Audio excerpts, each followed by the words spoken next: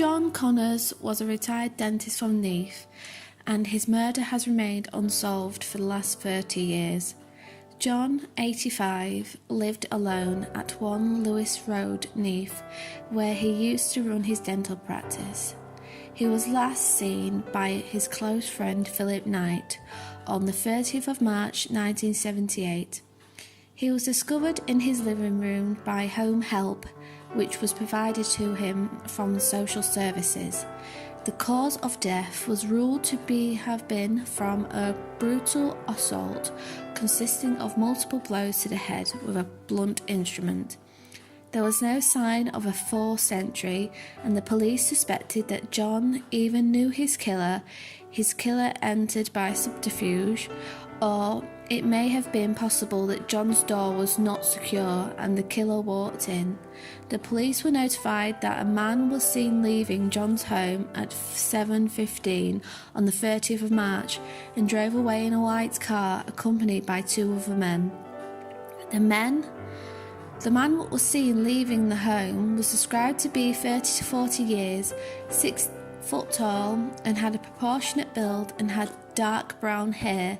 Despite extensive inquiries, the police has failed to trace any of these men. In November 2008, investigators worked on the case, revealing they had acquired a DNA profile from the crime scene and were appealing for people to provide their DNA to assist in the investigation. John's family released a statement saying, "After so much time, the pain is still with us today.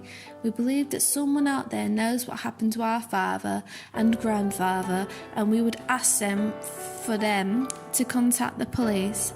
Time has been no healer for the family, and we want to see justice for John, which would allow us to grieve. If you have any information about John Bernard Connors, contact the Port Talbot Incident Room on 01639 889191, or you can contact Crime Stoppers anonymously on 0800 555 111, or you could even email John Connors Murder at southwaleспnn.police.uk.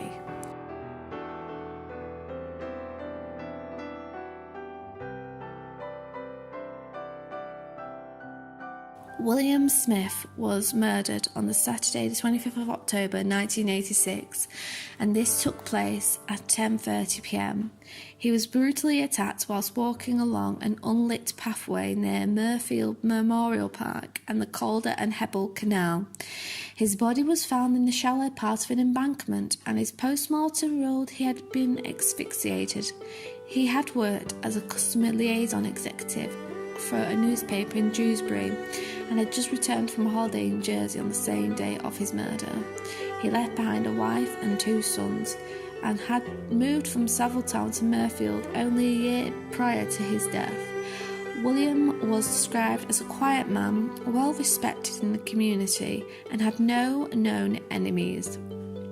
If you have any information regarding William's case, please contact the following: West Yorkshire's Police Major Investigation Review Team on 101, or you can contact Crime Stoppers at 0800 555 111.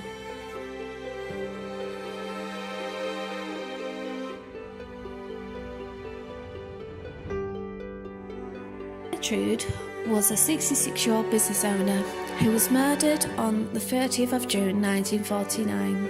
Gertrude O'Leary was a landlady turned shop owner who worked in the Stokes Croft area of Bristol. She was known to be a supporter of animal charities and was well liked within the community. On the 30th of June 1949, Gertrude's off licence was shut and her customers were very concerned as this was out of character. Fred Dibble was one of the customers that morning and had noticed that her front door and the door to her shop were both open. He popped his head in the door and asked, "Gert, are you there?" When he failed to hear a response, he contacted the police. When they arrived, they were greeted to the sign of Gertrude dead on the floor. The cause of death seemed to have been that she had been hit over the head with a flagon of wine and then strangled with a cord. A post-mortem would later class her death was from shock. The scene was described to be in shambles, with paper being thrown everywhere, as drawers had seemed to be looted and surrounded her body. Police later discovered that a 9-carat gold watch and pendant had been stolen from her home.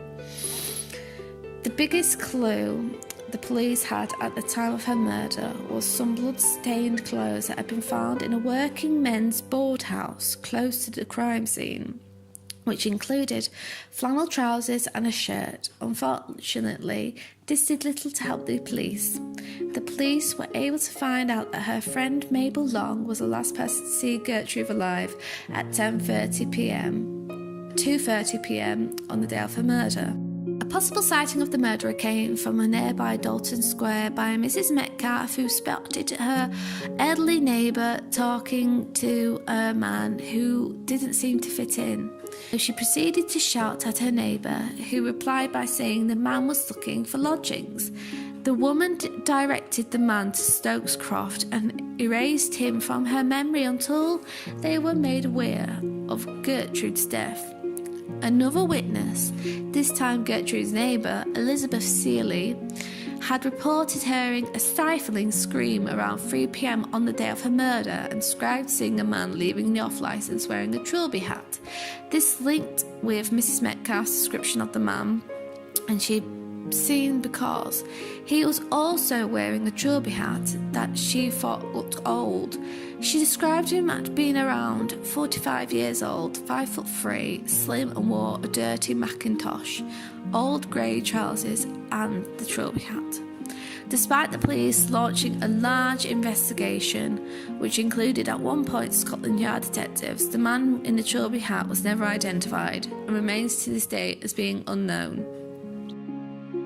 The police continued to knock on doors and more reports of suspicious strangers flooded in. Pat Fowler, another Dalton Square resident, told police that she had been in Gertrude's shop a few days prior to the murder when a shabbily dressed man was in there.